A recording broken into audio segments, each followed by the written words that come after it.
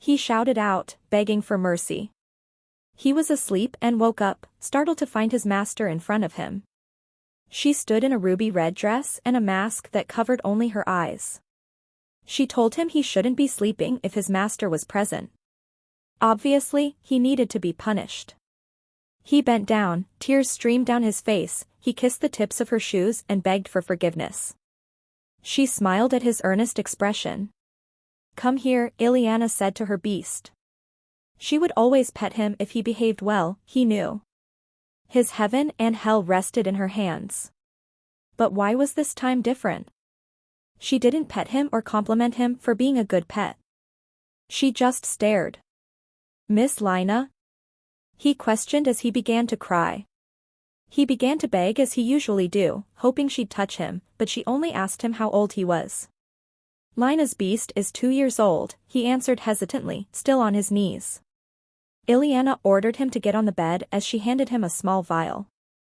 She told him she'd be going now. He sat, absolutely still. He cried again, hoping she'd take pity on him and pet him, but she continued towards the door. Was this poison? Did she not need him anymore? She told him it was an antidote for the drug he was forced to consume. With that she headed out. He'd cried well and he'd begged well, but why didn't she turn to look at him? He'd worked so hard to be loved. The carriage came to a stop. She arrived at the mansion and made her way towards her bedroom. She wouldn't be needing dinner, so she was to be left undisturbed, she told the maid. Alone in her room, she let out a relieved sigh. According to the original story, Ileana was set to die at the hands of the beast, Magnus, in the next 5 years. Because it seems she'd possessed the villainess of this story. This story was about a villainess who took in a pitiful boy and raised him as her beast. She destroyed his mind with a forbidden drug along with her ability, unique only to her. She showed him affection and that became the only warmth he's known. Almost like a leash to the beast, locking him down. Or so everyone assumed. But the beast destroyed his own shackles and ran away. He would later meet a woman and fall in love. This is the breaking point in the story because the beast becomes human and returns to a place he's always belonged, as one of the empire's noble princes. This road would lead to him becoming the emperor and his lover, the empress. He would then find the villainess who'd made him a beast and would put her through a misery so atrocious she'd wish for death. That is the plot to the story she got sucked into. It was a story that captivated her. But why did the ending leave such a bad taste behind? She'd messaged the author hoping for some clarity. Why didn't it feel like a happy ending? Did the villainess actually love the beast? And what about the beast? In the end, what was their relationship actually like? Did she actually die in the end? She was tormented by these onslaught of questions the open ending left her. She was so troubled by it, she'd bothered the author with numerous emails. But, she now realized that she shouldn't have sent those emails because she got a reply, but those words had almost sent her into a rage. "I don't know the ending too," those words were the author's response. How could the author not know the ending of their own novel? But she would forever regret accepting those next words. And just like that, when she opened her eyes again, she'd become the villainess in the novel, Ileana Glane. Now she can do nothing but act as the villainess once did. She would open her eyes every morning, hoping she'd be back in her own body. But the reflection of the face staring back at her every morning would always be Ileana. The maid served her breakfast. She informed Ileana that today was Marquis Daisy's tea party. Who was that? Was that someone Ileana knew personally? Normally when you come into a novel, wouldn't you know everything you need to know about this world? It baffled Ileana that she knew nothing about this world. "Cancel my appointment and everything else planned for the week," she said. The maid looked confused but consented. The maids readied the bath for her. As the maids helped her undress, she was reminded yet again how foreign all of this was to her. The maids left the room as she sat in the water. Aren't they supposed to help her bathe? Which was standard in this world for nobles. Then again, she wasn't a princess but only a daughter of a marquis. What confused her was the purplish-yellow bruises on her body. What were these? The maids helped her dress. This was all so new to her. Even more uncomfortable because she had to follow standard etiquette befitting her status, so she couldn't refuse the help from the maids. She asked for tea as the maids left the room. She took out a book, bewildered because she was unfamiliar with the language, yet she could speak and write so perfectly. The maid came in with the tea. She poured the tea and Ileana startled her as she closed the distance between them. There is a young man who doesn't speak much. Bring him to me in secret, she told the maid. She needed to start fixing Magnus' drug addiction before anything else. She needed to change the ending of this story, or she just might be trapped in Ileana's body forever. And to do that, all she needed to do was compensate for all of Ileana's sins. She needed to get Magnus back to the palace, but honestly, she'd rather just stay quietly at home. But would she be safe at home? She was reminded of the bruises on her body. Was this domestic abuse? Or was it self-harm? Really, how had she lived her life before? How did Ileana become a villainess? It frustrated her that she couldn't remember anything. She entered and Magnus got on his knees to greet her. "Welcome, Miss Lina," he said happily. She told him to get up. The name the original Ileana had given him was Mag. He stood up and smiled sweetly, waiting for praise. He knew himself as Ileana's beast and nothing else. Ileana had been feeding him a drug called Ray. And she tamed him using her ability, dream manipulation. But she couldn't use that ability since she wasn't the true Ileana. She told him not to greet her on his knees from now on. Instant panic overcame him. I was wrong," he shouted. He dropped to his knees and cried, begging for forgiveness. She understood. She knew this was the result of his addiction to Ray and one antidote wouldn't be able to cure him instantly. He bowed, head to the ground and implored her with desperation in his voice not to cast him aside. She calmly petted his head and told him she wouldn't abandon him. Once he'd calmed down, she told him she'd brought someone to check his health. She ordered him to close his eyes and to sit still on the bed. She looked to the door and invited him in. "Come in, Carl," she said. A tall, hooded man walked in, but even the hood couldn't hide his appearance. A scar that would terrify anyone who would see it. Mag sat nervous but didn't move as per Lina's order. He kept his eyes closed. As Carl tended to Mag, Lina wrung her hands, anxious. It's fine as long as Mag kept his eyes closed. No one would recognize his true identity. His deep golden eyes couldn't be mistaken as anything other than of royal descent. It was hereditary only through the imperial family. Once he was done, Carl left the room and allowed Mag to open his eyes. His eyes crinkled at the corners in affection as he set his sights on her. It was time to leave. As soon as she said the words, Mag fell into a fit of tears, pleading and begging once again. She covered his mouth and told him he'd done nothing wrong. This was all Ileana's fault, she thought sadly. He looked like a sad puppy as he sat on his knees. She ruffled his hair and caressed his cheek. And he only nuzzled deeper into her hand, satisfied with this for now. She turned and left. Outside, she approached Carl, and he confirmed it. It was indeed just as she'd thought. An addiction to Ray. Ray was a poisonous drug that was originally used to bring slaves to yield. If consumed for long periods of time, that person would lose all reasoning and would become unstable mentally. However, Mag seemed to be in a much better state than Carl had anticipated for a 3-year-long addiction. It seemed whoever had fed him the drug controlled the amount well. She asked about the detoxing method. He explained that she would need to gradually reduce the amount of Ray fed to Mag while giving him the antidote. After half a year, the drugs should have left his body by then. However, he would not be able to get rid of his addiction completely. He would have to battle his addiction mentally. But Lina knew this wouldn't be a problem for Mag. He was strong enough to overcome it. Carl was to prepare half a year's worth of the antidote, however, this should never be leaked to anyone, she told him. As she stepped into the carriage, she turned. She would ruin his future if he breathed a word of this to anyone. She looked at him, cold cruelty in her eyes. As the carriage left, she let out a sigh. Out of habit she'd reverted to a cold attitude.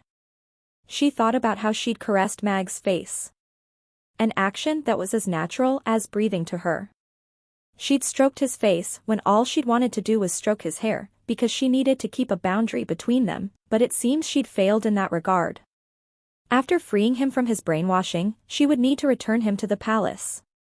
The coachman asked her if she'd like to go to the mansion. No. She'd be going to the temple. Ileana stood outside the temple. A priest had come to greet her. What could have brought a noble lady to the temple out of all places? Nobles usually didn't frequent the temples. It was usually commoners who'd come to pray. She smiled, a perfect display of innocence. She'd come to embrace God through prayer, she said. The priest ushered her in as people all around whispered. What was a noble lady like Ileana Glane doing here? She lacked for nothing after all. They spoke of what a kind lady she was. She was glad that unlike her true nature, she'd at least had a good reputation. She'd only ever show her true deprived side to Magnus. As she entered the church, she noticed a small gathering of commoners that had come to pray. She took off her hat as she walked because she needed more people to see her. She needed them to spread the rumor. The only daughter of House Glane had become a firm believer in Rejabar. She was obsessed with the temple. She told the priest that this was her first visit to the temple and that God had visited her in a dream as she suffered from a fever, and after she'd woken up, she made a full recovery as if she'd never been sick. He smiled and said God must have been smiling down on her, and she agreed. She would like to share God's benevolence with the people. Of course, that was an utter lie. She just needed people to believe she was a true believer in the temple. Because the temple was completely independent from the empire, this was the only place not even the emperor could touch. This was her safety net.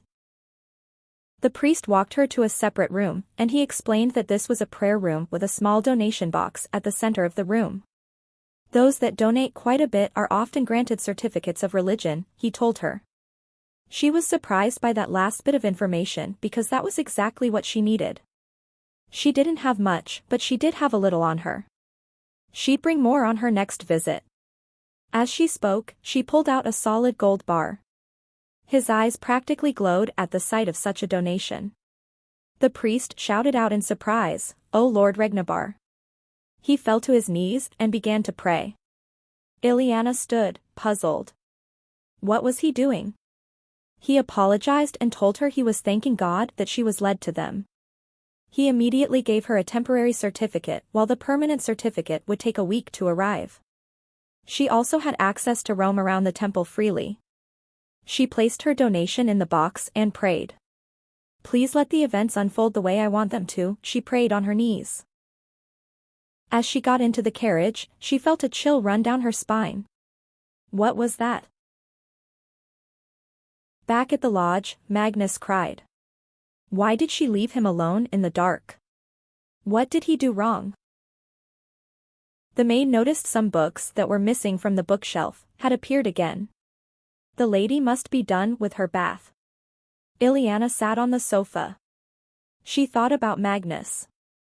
She'd given him several books while not visiting him, and it had been a week since then. Her purpose for giving him books was to help him learn about the world outside. As the maids helped her dress, one maid told her worryingly that the master and his wife had returned from the estate inspection. They requested to have dinner together. The maid took off the necklace and bracelets just in case, she'd said, but Ileana was confused.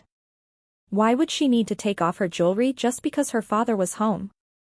The maids around her looked at her, anxious. Why were they so worried? She walked down the stairs and headed for the door. She needed to check on Magnus, but a man spoke up from behind her. Where are you going? He asked. It was Marquise Glane that stood behind her. She told him she was headed to the temple. As he walked past, he reminded her of their dinner together. He despised tardiness, he reminded her, and she bowed deeply in answer. She understood that she was not to be late. She sat in the carriage. Cold hands and a trembling body. The pit of her stomach made her feel nauseated. She knew this feeling. It was fear. Why did she react this way to her father? But this was not her body and her emotions. She would not be swayed by this body's emotions. She would put everything back in its place. She spoke with Carl outside. After half a year of being treated, Magnus would be better to an extent. She wanted it to happen as fast as possible, but it couldn't be done. That's what he said, but she knew he'd lied to her. He was afraid because he thought that once his usefulness was used up, she would kill him. Do your best, she told him as she walked past. She entered the lodge and greeted Magnus. Magnus put down the book and walked to her. Despite his addiction to Ray, he was still able to absorb knowledge from books. He truly was a genius. He got down to his knees and kissed her foot in greeting. He wanted to know why she hadn't visited him. She touched his face. He hadn't done anything wrong, she told him. She needed the brainwashing to wear off soon. How much longer did she have to wait? He wanted her to stay with him. She doesn't look for him as she did before. She didn't hug or kiss him like she used to. Why was it so? He was able to ask questions now, she said to him, and he panicked, knowing that wasn't allowed. But she smiled at him. Good job, Mag, she said sweetly.